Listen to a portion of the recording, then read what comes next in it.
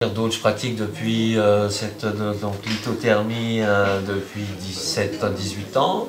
Hein, j'ai commencé à me former il y a 18 ans et je pratique depuis, voilà, de manière première au début amateur, disons, non professionnel, hein, sur moi, sur mes amis, ma famille, mes parents, etc. pendant plein d'années. Puis de toute façon, j'avais un autre métier et c'était pas le but. Et maintenant, voilà, j'ai décidé de m'y consacrer beaucoup plus sérieusement et voilà, de passer à un niveau professionnel pour pouvoir justement en faire profiter un maximum de gens, le faire découvrir et puis aussi apporter, parce que moi vraiment je trouve que c'est un truc super, quoi. Puis très très très puissant, quoi.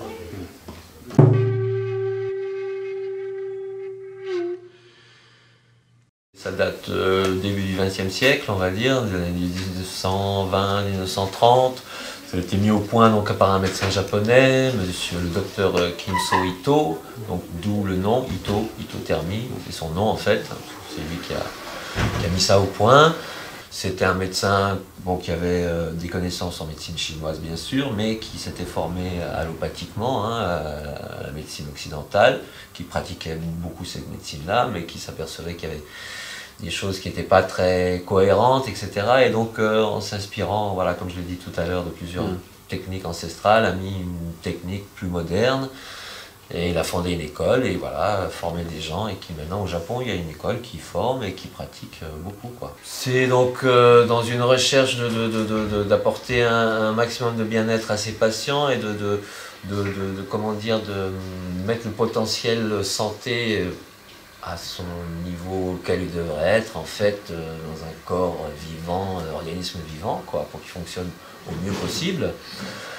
Donc c'est inspiré, voilà, déjà de plusieurs pratiques ancestrales ou qui se faisaient déjà, ça s'inspire des moksas, de la moxibution, du shiatsu aussi bien sûr, de l'acupuncture et de la médecine chinoise en général, quoi. Et d'autres choses ancestrales avec choses qui se faisaient dans les monastères, etc. Notamment l'utilisation des feuilles de loquat, c'est le méplier du Japon, qui apparemment a des vertus et des propriétés assez exceptionnelles, et que les moines utilisaient depuis très longtemps, juste en faisant brûler et respirer ce qui se dégageait de ces feuilles et qui soulageait déjà beaucoup de choses, quoi.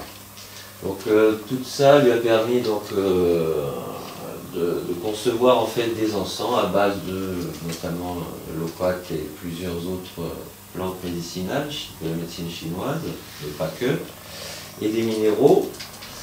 Les principes actifs sont bien sûr la chaleur, hein, thermie ça veut dire chaleur quand même, donc c'est ça le principe actif le plus important, c'est cette transmission, même je dirais cette transfusion en fait, de chaleur dans le corps, dans tout le corps, qui va permettre au corps de profiter de cette chaleur, de cette énergie, d'une part pour la rééquilibrer déjà lui, parce qu'on a toujours des fois des températures qui ne sont pas forcément les mêmes dans un organe qu'ailleurs, des endroits plus chauds, plus froids, ça va harmoniser tout ça, rééquilibrer, et du coup faire que tout l'organisme, au niveau de tous les systèmes sanguins, lymphatiques, sympathiques, parasympathiques et organiques, etc. fonctionnent au top, quoi, au mieux qu'il pourrait être, et surtout au niveau du système immunitaire, contre la protection de toutes les agressions extérieures, quoi. Soit bien enflammé, donc avoir une bonne flamme, pour avoir un maximum de chaleur, quoi.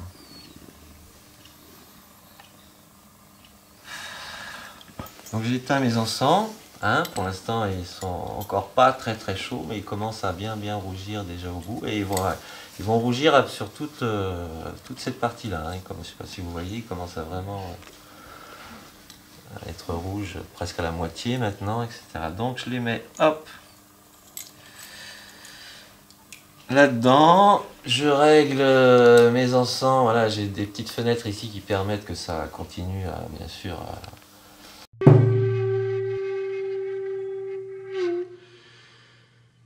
des instruments qui vont par deux, qu'on appelle des rayons Ki, et qui vont être l'instrument qui va transmettre la chaleur de ces encens qui vont être incandescents, hein, que je vais allumer et faire brûler. Hop, un petit chapeau sur chacun, et je vais utiliser ça ensuite pour transmettre la chaleur des instruments directement sur la peau du patient. Par un protocole, ça peut être différents mouvements que je vous montrerai. Donc il va fabriquer ici cet autre instrument qui est à peu près basé sur le même principe, sauf qu'il n'y a pas de contact avec la peau en fait. Ça va être juste à une certaine distance, transmettre de la chaleur mais sans contact cette fois-ci. Donc là on met un instrument, on met plusieurs encens dedans, qu'on fait bien sûr brûler, incandescent. J'ai ma petite bouchette là, je mets mon truc dedans. Et en fait après je vais l'accrocher en fait juste comme ça, et il va y avoir donc dégagement bien sûr d'énergie calorifique, hein, de chaleur, mais aussi rayonnement très puissant au niveau infrarouge, avec ça qui réfléchit, qui renvoie quoi. Donc voilà, on peut se faire comme ça tout seul, ou bien sûr sur toutes les parties, ou les parties abîmées, sur les plaies par exemple, les brûlures, ou tout ce qui est eczéma, ou des choses très très zona, etc. Pose, c'est super efficace. Donc voilà, après j'ai aussi plusieurs manières de tenir mes instruments. Ils peuvent être comme ça perpendiculaires à la peau, ou ils peuvent être avec un angle. Je peux faire comme ça, comme ça. Là, à ce niveau-là, donc je passe quand même assez vite, hein, parce que la chaleur est très très forte.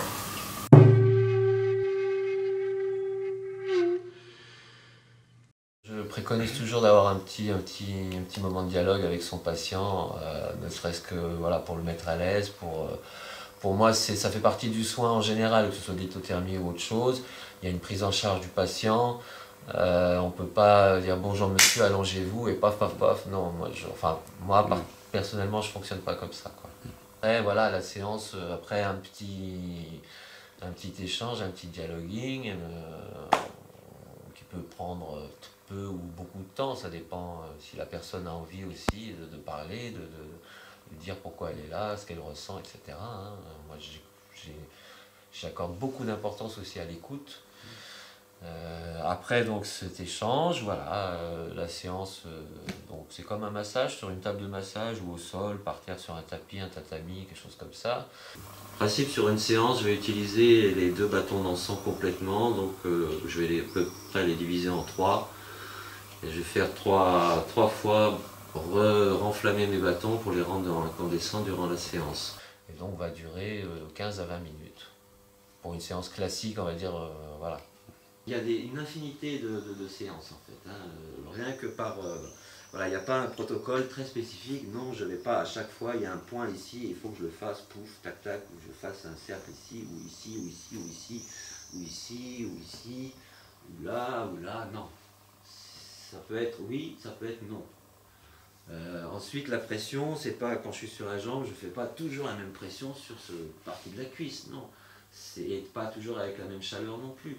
Donc tous les paramètres varient en fait à l'infini. Hein, ma pression, ça peut être une courbe comme ça, ou elle va démarrer plus lentement et comme ça.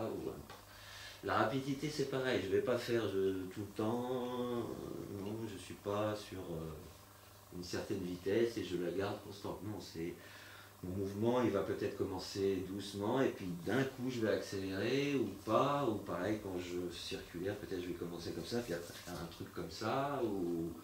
Donc ça me donne une infinité de séances possibles en fait, avec ces paramètres-là, la pression que je vais y mettre, la chaleur de mes instruments que j'y mets, et la vitesse de passage, quoi. Donc ça fait déjà 3 paramètres, je veux dire, on peut déjà faire varier à l'infini.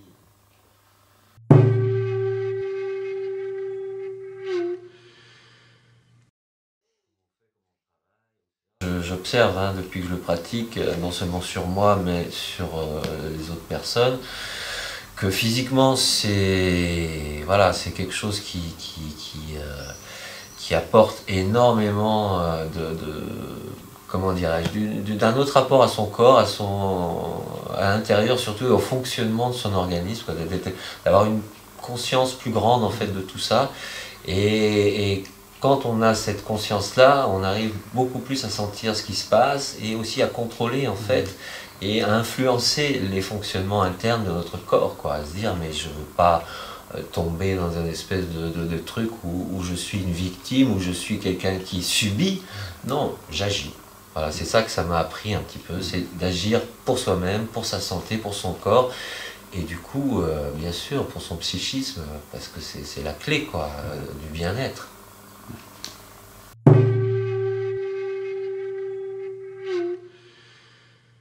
Bon, ça fait, on va dire, une vingtaine d'années, 25 ans un peu, que ça se développe en Europe. Par la venue en fait d'enseignants japonais qu'on fait venir, hein, et par des gens qui ont été comme la personne moi qui m'a fait rencontrer l'hypothermie, en fait, qui l'ont rencontré d'une manière un peu spéciale, quoi, parce qu'elles avaient voilà, un problème de santé et que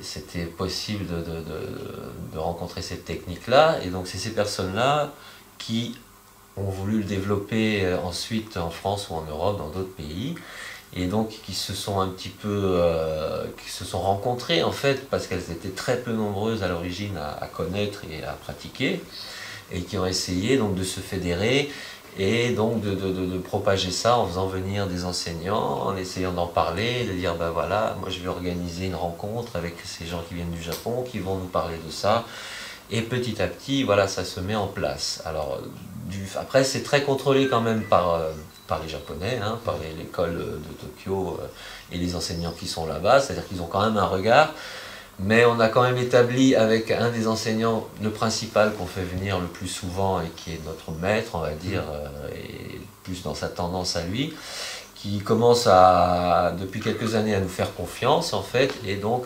voilà, à dire bon ben maintenant c'est vous qui allez un peu gérer tout ça en France, en Europe, où vous arrangez. Dans chaque pays, vous avez un petit centre, quelqu'un qui va un peu réunir tout ça, et puis organiser des petits groupes de formation, des stages, etc., des choses comme ça. Voilà comment ça fonctionne aujourd'hui. Donc on est très très très peu nombreux hein, à organiser ces formations. On doit être 2-3 petits groupes en France et en Europe. Voilà. Après, au niveau des praticiens et des gens qui sont formés à ça à un niveau, on va dire, expert avancé, on commence depuis à être un peu nombreux quand même, mais il y a beaucoup de gens qui commencent en fait et qui n'ont pas forcément l'intention de poursuivre à un niveau très très très avancé, voilà, le niveau juste pour se faire de l'auto-traitement sur eux ou sur leur famille, leurs enfants, ça leur suffit et ils pratiquent comme ça. Et voilà, cela, c'est le plus grand nombre, on va dire. Après, les gens vraiment professionnels, on est peut-être, voilà, on se compte sur les doigts d'une main, quoi. Hein. Donc ouais, tout nouveau en France. Ouais. Nouvelle. C'est pour ça qu'on va dire son côté un peu encore méconnu comparativement au shiatsu, au reiki, au qigong, qui est quand même ancré en France depuis quand même de nombreuses années. Voilà, c'est-à-dire que quand je dis hypothermie, ouais, voilà. ça ne parle pas, ça ne parle à personne, à part celui qui connaît, mais voilà, comme je te le dis, maintenant, bon, on est un peu plus nombreux, mais voilà. Pouvoir être écouté, entendu par le maximum de gens qui ont des problèmes ou qui n'ont pas de problème, et bienvenue dans ce monde.